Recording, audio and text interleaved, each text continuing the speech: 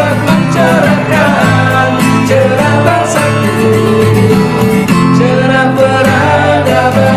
Jumlah para pekerja Cina membangun jalan, jembatan, dan sarana infrastruktur lainnya. Tiba-tiba di suatu hari, ternyata pekerja-pekerja itu memegang senjata dan menguasai ibu kota dan pemerintahan. Dalai Lama ditangkap dan diasingkan ke luar negeri.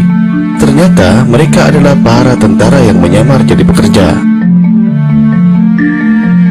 Pada 21 Oktober 1950, tentara Cina menginvasi Tibet, padahal Tibet telah mendeklarasikan kemerdekaan dari Cina pada tahun 1913. Namun rupanya Cina tidak pernah mengubris dan terus menganggap Tibet bagian dari Cina. Akibat invasi Cina, Tibet mengalami kekalahan dan terpaksa menandatangani 17 pokok perjanjian yang menyatakan pengakuan pemerintahan Cina terhadap Tibet. Dalam perjanjian itu, Cina memperbolehkan adanya administrasi otonomi yang dipimpin oleh Dalai Lama. Perjanjian tersebut baru diratifikasi di Lhasa sebulan setelah ditandatangani. Dalam perjanjian itu disebutkan kalau Dalai Lama memerintah di Tibet yang merupakan bagian dari wilayah Cina. Perdana Menteri Tibet Runggawa kala itu tidak pernah mau menerima perjanjian dengan Cina. Ia menganggap Cina adalah penjajah yang tak perlu dipatuhi. Sebaliknya, Majelis Nasional Tibet meminta agar Perdana Menteri Tibet Runggawa menerima perjanjian itu sebab tentara Tibet telah dikalahkan oleh tentara Cina yang jumlahnya sangat banyak.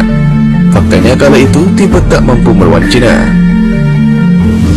Indonesia harus bercermin dari Tibet. Sejak 700 tahun yang lalu, Cina sangat berbaik hati sama Tibet. Dengan gaya yang terkesan santun, Cina membantu Tibet dalam membangun infrastruktur. Proyek dikerjakan militer Cina yang dikirim ke Tibet sebagai pekerja pada proyek-proyek investasi pembangunan kereta api, jalan-jalan, dan lain sebagainya. Namun pada saat yang sudah ditentukan, para pekerja itu mengeluarkan senjata dan mereka menodong polisi dan tentara. Sampai akhirnya peradaban di Tibet hancur.